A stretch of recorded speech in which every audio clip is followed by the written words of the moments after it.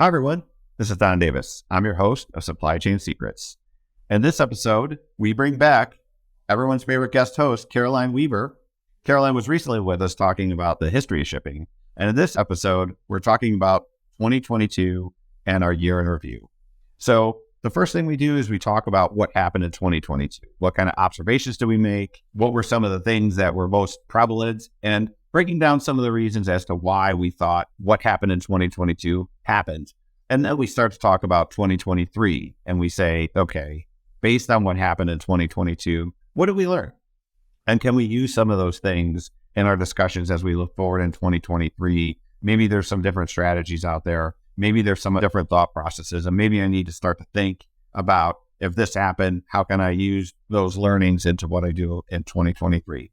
So I think it was a really exciting episode. I really liked Caroline coming on the show. We also had some fun talking about some of our ideas. I would love to get some feedback on some of the things that Caroline and I are talking about bringing to you, the listener, next year. And I won't spoil any of that. I'll let you listen to the show, but we talk about that in the first few minutes, some of the things that we're thinking about. So again, would love to get your feedback. So it was a great show. Had a lot of fun doing it. I think you'll enjoy it. Give it a listen and give us some feedback. So enjoy the show, everybody.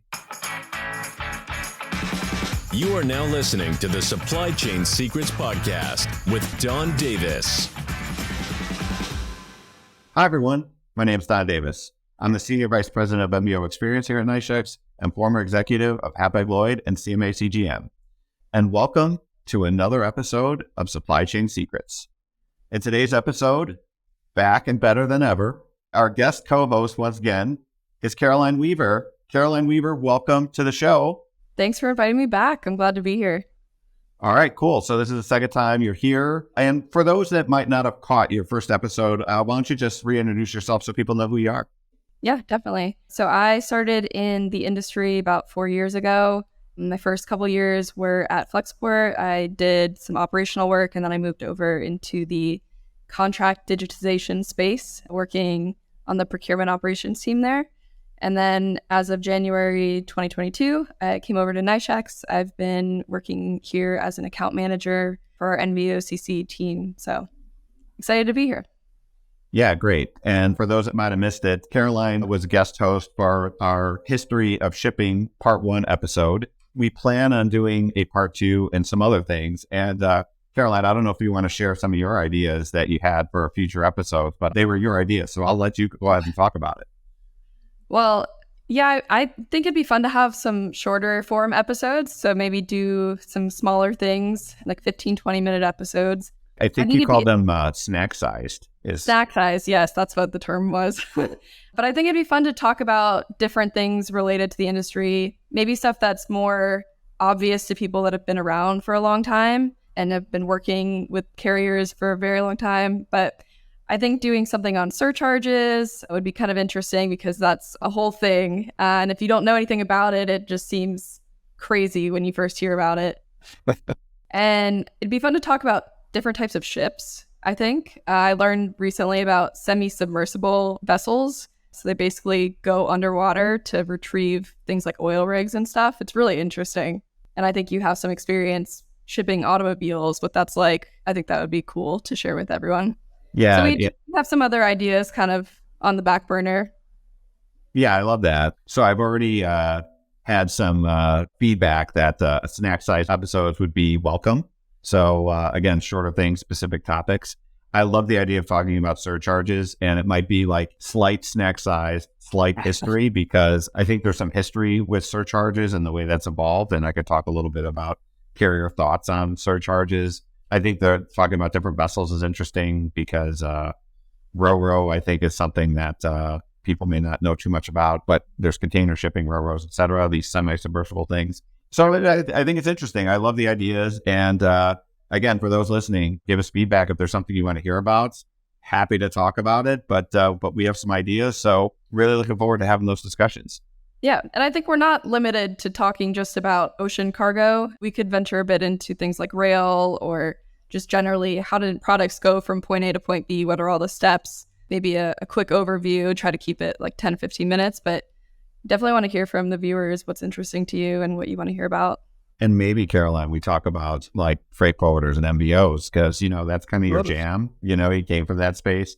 but also talking a little bit about like, what does it even mean to be an MBO and like, why do they exist and some of the things there? Because I think what I've learned is that some people might be newer to the industry and they find our show to be helpful to just like, I don't know anything about the shipping industry, so let me listen to this episode.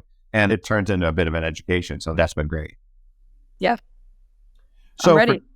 All right, let's do it. That 2023 looking exciting. And again, listeners, you have the opportunity to influence us. So give us feedback, DM us, rate us, review us, wherever you find us. We're happy to take feedback. But in today's episode, we're going to be talking about 2022 and do a year in review. So talking a little bit about what happened. There was a podcast I did last year with some guy named Brian Most, who is a good friend of mine, and he is moved on to other things. But we had some predictions about what we thought would happen, and I think some we got right, some we got wrong.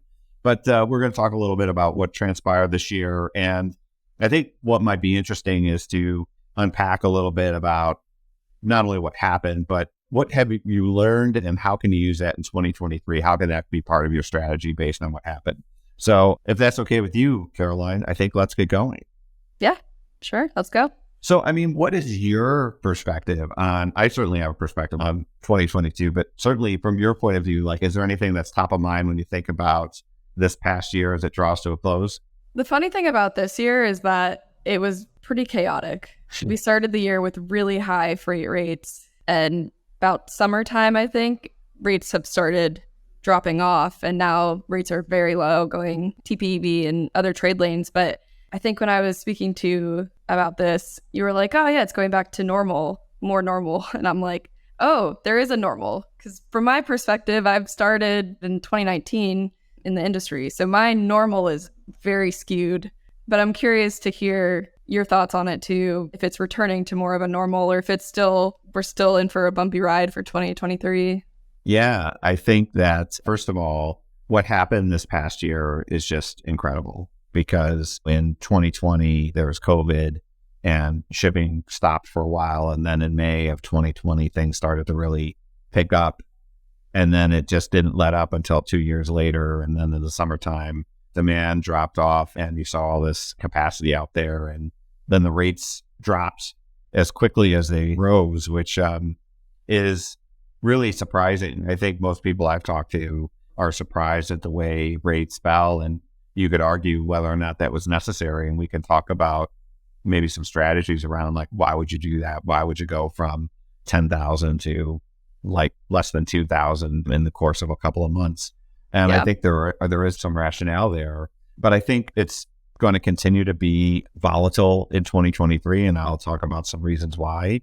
But I think that the two things that stand out to me is, first of all, the rate drop, but then second was just the demand drop. And I think the demand dropping off like it did caught a lot of people by surprise. And it seemed to happen from one day to the next that ships were fully utilized, 100% utilized. And then it went down to around 70, 60, 50%, and then started to drive the rates down. So I don't think anyone really predicted it happening that quickly. I think that there's some things happening now where there seems to be some sign that things are starting to stabilize. But I would like to talk a little bit about like what it means to be, are we in a normal situation? Have things like a return to normal? Because I would argue that we'll never have a return to normal, that there is like that normal we saw like 2 to 3 years ago doesn't exist. And I believe Lars Jensen also agrees with this idea that there won't be a return to normal. But do you have any thoughts on like what the characteristics are of like a normal environment? Otherwise, I can unpack like what I thought it means and what it means going forward. I think prior to having these conversations with you and listening to the podcast, honestly, it seemed like the normal was you have options as a shipper, but also it's expensive to ship. Things happen. You can't always rely on the service, which I guess that I think can be extrapolated to beyond just the past 4 years. Ship happens in freight. But I think that, I don't know, what I've learned recently, I think the normal is more very low freight rates. Profit margins are not very large for any of the players, whether it's carriers and BOs. And I think with shippers, I would imagine it's more of you decide to have a partnership with someone, but if that's not the case, you also have the ability to go between different carriers because the rates are fairly low and competitive between them all. Right. Yeah. And I think there's the low freight rate component, but I also think that there's a available space component, and that you can really find space anywhere.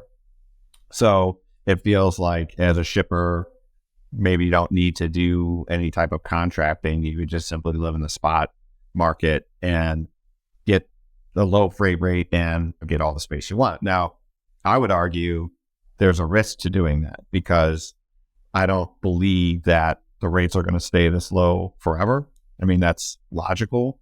But I also think that, carriers have been posting incredible results for a while. And there are some signs that is going to start to change.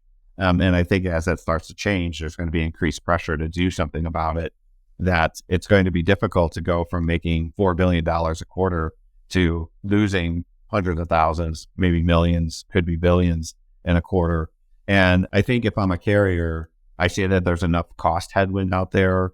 Certainly terminal costs have increased, landside costs have increased, bunker remains to be expensive, and there's a new IMO regulation which is going to have an impact on carriers. So I think to assume that these rates are going to stay low and that space is going to be readily available, I would say I don't believe that. And I think you're going to see some significant blanking as we go into 2023, maybe not leading up to Chinese New Year. Chinese New Year is actually early this year. So I think you're going to see it shortly thereafter Chinese New Year that carriers are going to start to get aggressive with blanking, and that's going to remain to be the case leading up to the contracting season. Yeah, and I think back in the day, I don't know how long ago per se, but you would have just your regular FAC agreements. You might have NAC agreements if you're a bigger shipper, but you aren't obligated necessarily to meet your MQC requirements. So I think in that sense, contracts were a bit more flexible and no one was really looking at it in close detail. But I think moving forward, now that we have a lot more consolidation in the market for the suppliers, the carriers, I think it matters more how much you're delivering on your contract. It shows that you're being more of a partner. You're in it for the long term versus just a shorter term, temporary, let's get the lowest rate sort of thing. Yeah, I absolutely think there's some strategies that I would recommend or at least start to think about if I were a shipper. But maybe before we get there, we should talk a little bit about how did we get here? Why would a carrier agree to a rate that's thousands of dollars less than what they had just 5 months ago? And I think the answer is that this is going to be a spoiler alert for everybody, but not everything moves on the spot market. That they're actually fixed contracts which have higher rate levels. And you could argue that, okay, those rate levels have changed. Maybe some carriers opened up contracts where the rate was $10,000 and then it went down to, let's say, I don't know, $4,000, $3,000, what have you. But depending on the coast and inland points and whatever. But let's just say that there was a change of 50 to 60% of what the freight rate was.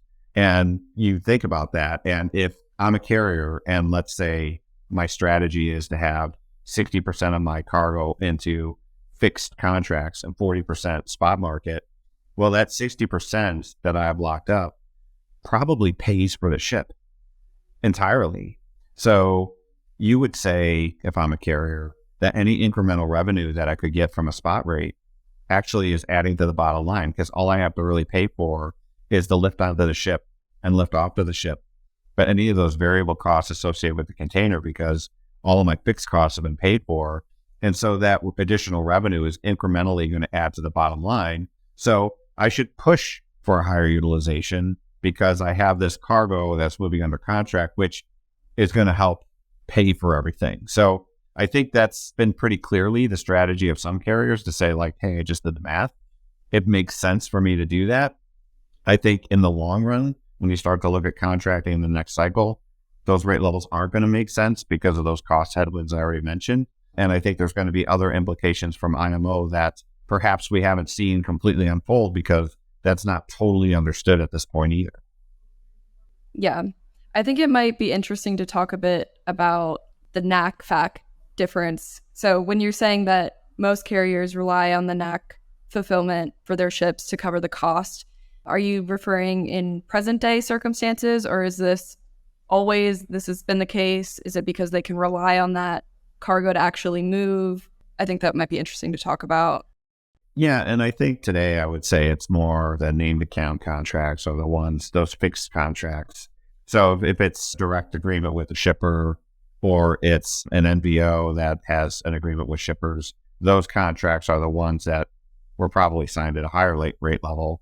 Now, those FAK rate levels tend to be more market related, and those are the ones that dropped. And I think that in today's world, there's really three buckets of rates. There's the named account, there's the FAK, which is FAK stands for freight all kinds for those that don't know, which means you can really ship anything under that. And then you have your spot rates. And the real difference is that spot is just maybe for a given week or a given ship, where an FAK rate tends to be for a little bit longer duration, let's just say for a month. And then if a carrier is going to change that rate, they have to do it through an amendment process normally. So it's not so simple that you can just say, oh, the spot rate changed, so you should reduce my contract. Well, there's an amendment process. You have to change the rate, send the signature page, sign, etc. So there's a little bit of time involved there. Usually you're trying to do that like January, like this time of year, you're probably negotiating, but you want to get those contracts done and signed before January 1, because that's going to be the new rate level. But there is some work involved with doing that. It's just not an automatic thing where a spot carrier posts a rate and you can just consume that. So, but I think traditionally, to your question, there was always like this fixed floating strategy.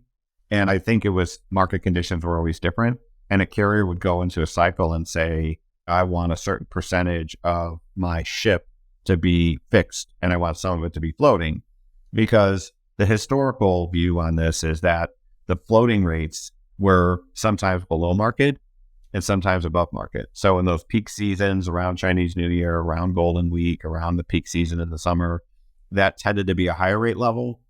And then you might have periods immediately after those cycles that the rate levels went down.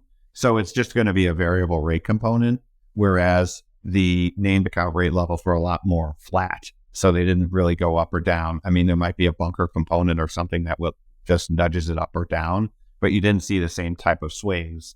So I think it's more of a carrier strategy going into a contracting season that they say, okay, I want this much of this and this much of that. But I think it's mostly a diversified strategy that they're not going to say, I want 100% FAK or I don't want 100% named account, because there's risks associated with that where you might miss out on some revenue opportunities. Right. Okay. Going back to something you said earlier, I think you kind of implied that the carriers had a choice over the rates in terms of FAC and kind of where the market's been going since June. Then you sort of rewound a bit and then added that it's market conditions causing that more so. What came first, the chicken or the egg? I think that's my question. So I think that there are carriers that have different strategies, and some that might be more of a price leader and others that follow the market rate reluctantly. So I think the first fact is the market condition drives a lot of the carrier behavior. And whether that's a strong market, weak market, it's just that supply demand factor is going to be the first driving factor. And then carriers are going to have to make decisions on what they want to do to respond to that. And it's a question of, can I incentivize somebody through price? And this has been a dilemma from the industry, which is that my only incentive to sway a shipper to use me is price? And I would say it shouldn't be. And I think for the most part it has, but I think you have to try and start to think differently. But for the most part, it's been price is the incentive. Now, I think we're just coming off a period where if you had $100, $200, $300 difference between a carrier, you didn't really care because you just wanted a slot in the ship. Whereas historically, you had a $25 difference between a carrier and you'd be like, I'm going to use the cheaper one because it's relatively the same. And I'm not quite sure we're totally back there yet. I think that there are some strategies you should use, but to answer your question, I would say it's mostly market related, and then carriers respond to that. And then it's usually somebody who's driving that rate down who takes the lead. And then it's just a question of like, do other carriers follow and how long it takes them to follow? Could we talk a bit about what actually makes the market demand? From my understanding, I think it revolves around the consumer demand. So we saw a huge drop in consumer demand and I guess confidence in the economy. Do you think that is the biggest contributor to market demand for the freight market, or do you think there are other factors that play into it? I mean, I think at today's environment, that's the driving force is consumer demand. And I mean, if we think back to what happened with COVID, it was everything was shut down. COVID happened. There was really nothing moving, lots of blank sailings. And then everyone's like limited on what they can do. They couldn't vacation. They couldn't go out to eat like they used to. So people were started to say like, hey, I'm not going to the office anymore. I could probably spice up this office I'm sitting in or something. So then they would take steps to, improve their home environment. And that you saw a big shift from services to goods. Those goods then drove up demand, and it was in a huge way, in a way that nobody had expected. And all these many retailers were doing very well. But as things started to open up, you saw that start to shift gradually. But I think the big driving factor was, inflation, is that people's costs went up. And if you think about the cost of fuel, the fuel cost impact is significant for many people. And when that, is, let's say up here in New Jersey, it was $2 a gallon, then it went up to $4 or $5 a gallon. And so when you have like almost 100% cost increase, that's material for a lot of people. So they started to see that shift. And I think that really accelerated the slowdown of demand because one, people were doing other things. They were able to do other things. But two, things got a lot more expensive. My groceries got more expensive. Fuel got more expensive. So people started to shift their preferences and say like, hey, I'm not going to go buy this fancy new bookcase or my fancy new coffee table because I don't have the same type of income because it's being consumed by inflation and things getting more expensive. Yeah, that and I guess the confidence that a consumer has in the economy too. If you think things are going downhill, it ultimately becomes a self-fulfilling prophecy. You don't want to spend money because you're worried about it. Sure. No, totally. And so I think there's a lot of reasons that consumers, I think, looking forward are feeling like maybe things will improve next year, that, they're anticipating a recession, and how long a recession, still very unclear. But, Caroline, you're very fortunate that you're talking to someone who, as an undergrad and as a grad student, took a lot of economics classes. And I could say the same, Don. Well, then you probably know this, but one of my professors taught at the Fed, and he said, the worst predictors of future events are meteorologists, and the second worst are economists. So it's because you look at things with a lag, right? So I think it's hard to take it to the bank. I mean, there's some data points which you could say, okay, that makes sense, but actually able to predict things, it's very difficult to do. So I think before anybody starts like taking a position anywhere, I think the one thing remains to be true. It's just very hard to anticipate what's going to happen. Definitely fair. So I think let's start to talk a little bit about, okay, all these things happened in 2022, market changed very significantly, demand changed. So if I'm a shipper and I'm thinking about 2023, like what should I take away from what happened last year and use next year as I start to think about different types of contracting strategies? And I think that makes sense. And I think the first thing is that, I'd love to get your perspective on it, but I'm going to say that I expect market volatility to continue. I don't think that we're like out of the woods as far as like volatility and impacts on the shipping industry. I think that, there's probably a recency bias to say like, hey, nothing really bad has happened in a while, so things are going to be okay. And I think what we saw leading up to the slowdown was that there were a number of things that affected shippers. There was congestion in the ports. There were COVID outbreaks in Asia that shut down ports. There was rail congestion that affected things on the land side. And so there's certainly this labor negotiation happening on the West Coast, which is still unsettled. And I think that there's risks of volatility because I think, to me, we're at the bottom of the market. I don't believe rates can go much lower than they are today because, again, as that point I made earlier, that the carrier's cost base has increased. And if you may doubt that, then I would encourage people to look at the fact that a lot of the new entrants that came in through the COVID period when everyone was making money, they're now not shipping anymore. They're either folding up shop or they're reducing the number of services.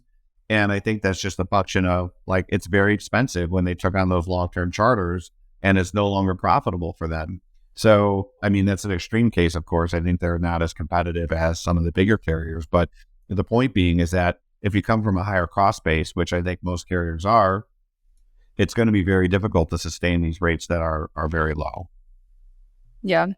It seems like for that reason, you're going to have a natural push to eventually start moving the price back the other direction. But I agree. I don't think you can bottom out much further.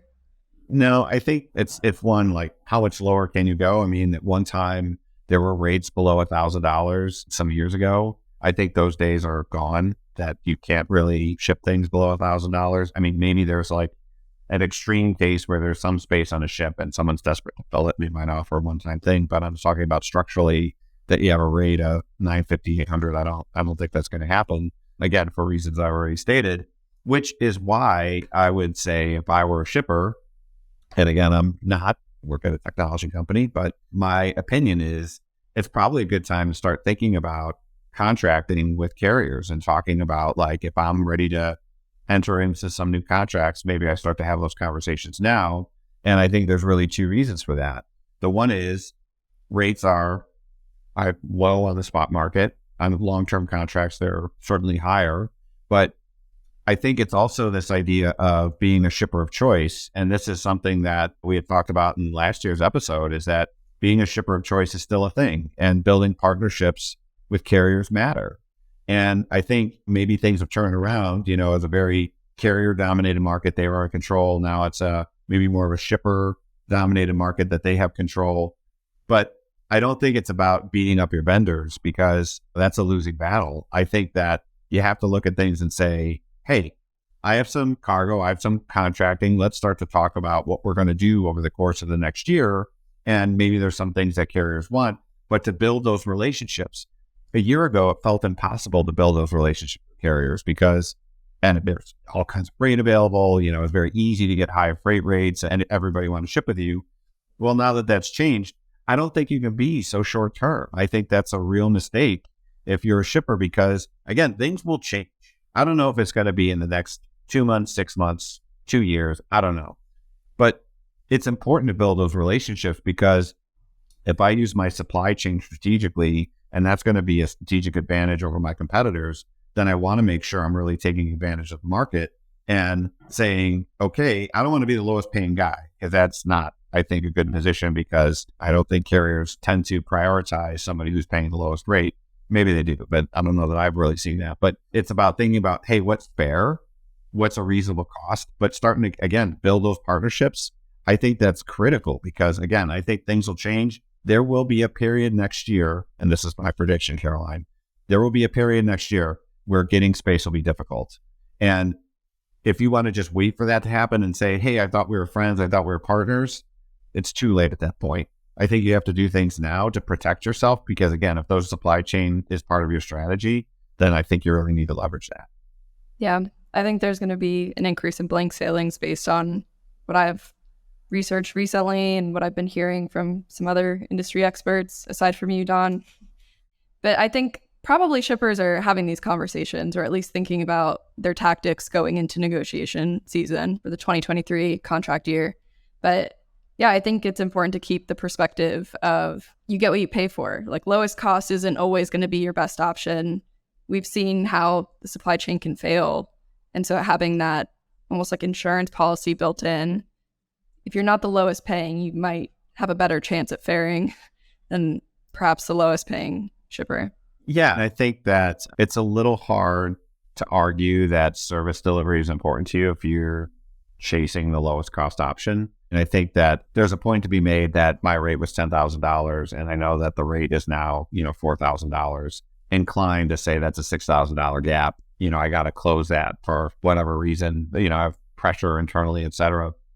But to say that, okay, I have the option of a $4,000 rate compared to like a rate of $3,950 or $3,900, I think it's really very short-sighted to chase those types of things. Because again, you can, but if you demonstrate to carriers that, again, your value proposition is, I need the lowest cost option, I only care about cost, well then I think, again, you're sending a message to the carrier, and then when things start to change, it's going to be really hard to get any ups or extras or any additional service delivery when those things are critical. So again, you can make arguments to say like these huge gaps, but I think when it starts to get down to the smaller dollar amounts, if again, I were a shipper, I'd be less inclined to chase those things because again, I feel like there's going to be some consequences of that when you need the help, and it's not going to be so easy to find space or equipment to ship. Yeah, I agree with all that. If I reflect on last year, I think, again, the main takeaways are I would start to have those contracting discussions now and see that maybe I can start to lock up some of my business early. But I think it's also trying to build those relationships. And again, those things that seem difficult, certainly the market has changed. But I think there's some people that say, hey, things were really bad for me. I don't like the way the carriers treated me. So, now I'm going to just go for the lowest cost option, which is anybody's prerogative. But I think in the long term, that's really a mistake because, again, if you wanted to be more relevant as a shipper or as an FBO, I think now's the time to do it and to demonstrate to your partners and really say it's a partnership. I think you're in a perfect market condition to do that. Otherwise, it's you try and call somebody and say, hey, I know things are completely full now, but I thought we were partners. Again, it's a little late to have that conversation in my view. Yeah. All right. So I think we've done a good job of just talking about last year, some strategies around 2023 and ways to think about it. I don't know. We're approaching the end of the show here, and I don't know if there's anything that's top of mind for you or anything else that comes to mind when you think about the year in review or thinking about next year. I think we had a really thorough discussion. This was really interesting to talk through with you, and I'm hoping the viewers got to learn something. It seems like this is kind of the freight equivalent of the Spotify Wrapped for 2022. See, now, Caroline, I don't know what that is. I'm not a Spotify person, so maybe you can help me out and tell me what that is. So it's anyone that uses Spotify gets a wrapped up view of their year. So who are they listening to the most? What percentage of that artist's audience are you? So my youngest brother is like 0.001 for Lil Wayne in terms of top listeners. But yeah, I think this is a nice wrap up to do at the end of every year. And I'm sure we'll have one going for next year. But otherwise, I think it's been good. I don't have any questions on my end. Well, I just wanted to mention that I'm an Apple Music person, so I support all the platforms. I think between us, we support the platforms that deliver the podcast. So for those executives at Spotify or Apple, we are certainly contributing to both platforms, and I'm sure some of our listeners contribute to some others. I mean, YouTube is also one where we're normally available, so plenty of places to consume that. So, all right, great. Well, thanks for coming on again, Caroline. So for those listening, we are going to have Caroline on a few more times next year as we talk about some of these other topics and we do these snack size episodes. Would love to get people's reaction to that. Are you excited for it? Is there anything you want us to talk about? Because again, we're here for you to serve the listeners. So it's been great. And it's been a fun 2022. I wish everyone a great holiday season. And we'll be talking to you again in 2023. So Caroline, thanks again for coming on. Thanks for having me. Excited for next year. All right, me too. And don't forget, rate us, review us wherever you find us, Apple, Spotify, or wherever you download our podcast. Thanks for listening, everybody. Happy holidays. Happy holidays. Thanks for listening to the Supply Chain Secrets Podcast. Make sure to subscribe to the podcast on your favorite podcast network.